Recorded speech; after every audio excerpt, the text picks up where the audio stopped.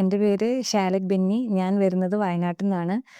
എനിക്ക് ഈ വർഷത്തെ RRB 2025-ലെ RRB ക്ലർക്ക് കിട്ടിയ സന്തോഷം പങ്കുവെക്കാനാണ് ഞാൻ നിങ്ങളോട് സംസാരിക്കുന്നത്. ഞാൻ ICDനെ കുറിച്ച് അറിഞ്ഞത് ഞാൻ ഗൂഗിളിലൊക്കെ നോക്കിയപ്പോഴത്തേക്കും ബെസ്റ്റ് ബാങ്ക് കോച്ചിങ് സെൻറ്റർ എന്ന് പറഞ്ഞ ICD ആണ് ആദ്യം കണ്ടത്. അപ്പോൾ അങ്ങനെയാണ് ഞാൻ ICDയിലേക്ക് വന്നത്.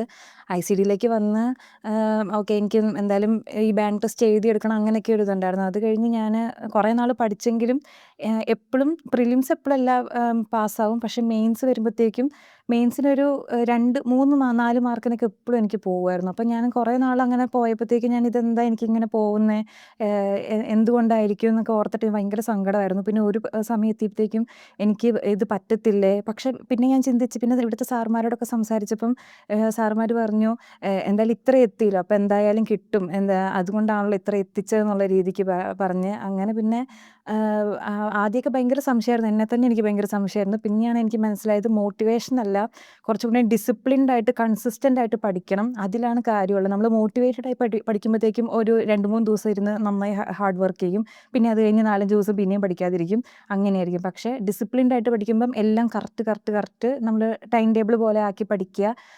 അങ്ങനെ പഠിക്കുമ്പോഴത്തേക്കും നമ്മൾ കറക്റ്റ് എല്ലാ ദിവസവും എല്ലാ കാര്യങ്ങളും പഠിക്കുമ്പം ഭയങ്കര അത് ബെനിഫിറ്റ് ചെയ്യും നമ്മളെ. അപ്പോൾ പിന്നെ അതുപോലെ തന്നെ മെയിൻസ് ആണെങ്കിലും പ്രിലിംസ് കഴിഞ്ഞിട്ട് പ്രിലിംസ് കഴിഞ്ഞ് കിട്ടിക്കഴിഞ്ഞ് മെയിൻസ് നോക്കാമെന്ന് പറയുമ്പം അതിനൊരു 2 ആഴ്ചത്തെ ഗ്യാപ്പൊക്കെ ഉള്ളതുകൊണ്ട് ഒട്ടും നമുക്ക് പ്രിപ്പയർ ചെയ്യാൻ പറ്റില്ല. അപ്പം ഞാൻ ആദ്യം തൊട്ടേ പിന്നെ മെയിൻസ് നോക്കാൻ തുടങ്ങി.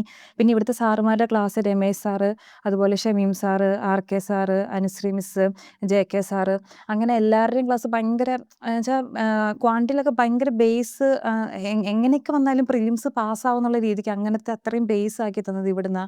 അതുപോലെ ഇവിടുത്തെ അങ്ങനെ ഭയങ്കരമായിട്ടും നമ്മളിങ്ങനെ കാണാതെ പഠിക്കുന്നതല്ല, കുറച്ചും കൂടി മനസ്സിലാക്കി പഠിക്കുന്നത്, അത് ഭയങ്കര സ്പീഡ് ചെയ്യാൻ എങ്ങനെയാണ് ചെയ്യുന്ന കുറേ ട്രിക്കുകളൊക്കെ സാറുമാരൊക്കെ പറഞ്ഞു തന്നു. അപ്പോൾ അത് ഭയങ്കരമായിട്ട് എനിക്ക് ഹെൽപ്ഫുള്ളായി.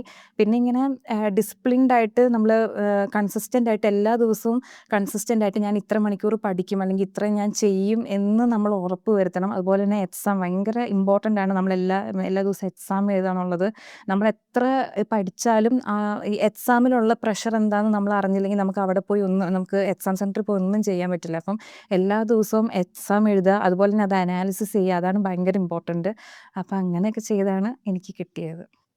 ഈ ജോലി ലഭിക്കാൻ എനിക്ക് ആദ്യം തന്നെ എനിക്ക് നന്ദി പറയേണ്ടത് ദൈവത്തോടാണ്. ദൈവത്തോട് ഒരുപാട് നന്ദി പറയുന്നു. അതുപോലെ തന്നെ ICD, എൻ്റെ പാരൻസ്, എന്നെ എപ്പോഴും മോട്ടിവേറ്റഡ് ആയി നിർത്തിയ എൻ്റെ ഫ്രണ്ട്സ്, പാരൻസ്, റിലേറ്റീവ്സ് എല്ലാവരും ഉണ്ട്. അപ്പോൾ എല്ലാവർക്കും ഒരുപാട് നന്ദി. ദൈവത്തോട് പ്രത്യേകിച്ച് ഒരുപാട് നന്ദി. Thank you.